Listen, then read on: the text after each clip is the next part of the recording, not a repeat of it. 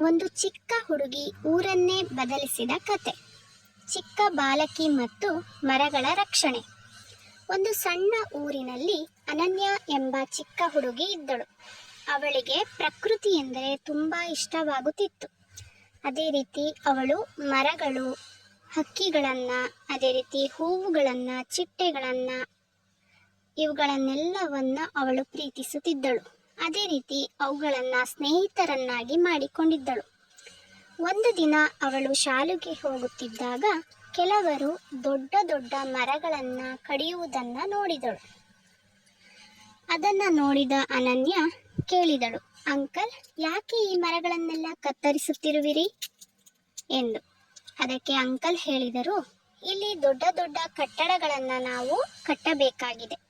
ಆದ್ದರಿಂದ ಈ ದೊಡ್ಡ ದೊಡ್ಡ ಮರಗಳನ್ನೆಲ್ಲ ನಾವು ಕಡಿಯಬೇಕಾಗಿದೆ ಎಂದು. ಅದನ್ನು ಕೇಳಿದ ಅನನ್ಯಾಳಿಗೆ ತುಂಬಾನೇ ದುಃಖ ಆಯಿತು. ಆಕೆ ಯೋಚಿಸತೊಡಗಿದಳು. ನಂತರ ತನ್ನ ಸ್ನೇಹಿತರನ್ನೆಲ್ಲ ಕರೆದು ಸೇರಿಸಿಕೊಂಡು ಒಂದು ನಿರ್ಧಾರವನ್ನ ಮಾಡಿದಳು. ನಾವು ಮುಂದಿನ ದಿನ ಏನು ಮಾಡಬೇಕೆಂದು ಯೋಚಿಸತೊಡಗಿದಳು. ನಂತರ ಮಾರನೆಯ ದಿನ ಎಲ್ಲ ಮಕ್ಕಳು ಸೇರಿಕೊಂಡು ಒಂದು ಫಲಕವನ್ನ ಹಿಡಿದು ನಿಂತರು. ಆ ಫಲಕ ಸೇವ್ ಟ್ರೀಸ್, ಸೇವ್ ನೇಚರ್ ಎಂದು ಬರೆದಿತ್ತು. ನಂತರ ಅವರು ಊರಿನ ಜನರಿಗೆಲ್ಲರಿಗೂ ತಿಳಿಸತೊಡಗಿದರು, ಮರಗಳಿಲ್ಲದೆ ನಮಗೆ ಗಾಳಿ ಸಿಗುವುದಿಲ್ಲ, ಅದೇ ರೀತಿ ನಮಗೆ ಉಸಿರಾಡಲು ಕಷ್ಟವಾಗುತ್ತದೆ. ಹಾಗೆ ಮರಗಳಿಂದ ನಮಗೆ ನೆರಳು ಸಿಗುತ್ತದೆ. ಮರಗಳನ್ನು ನಾವು ಕಡಿಯುವುದರಿಂದ ನೆರಳು ಕೂಡ ಸಿಗುವುದಿಲ್ಲ. ಅದೇ ರೀತಿ ಮರಗಳಿಂದ ಹಣ್ಣು, ಹೂವುಗಳು ದೊರೆಯುತ್ತದೆ. ಅದೇ ರೀತಿ ಪ್ರಾಣಿಗಳಿಗೂ ಕೂಡ ವಿಶ್ರಾಂತಿ ಪಡೆಯಲು ಸಹಾಯವಾಗುತ್ತದೆ.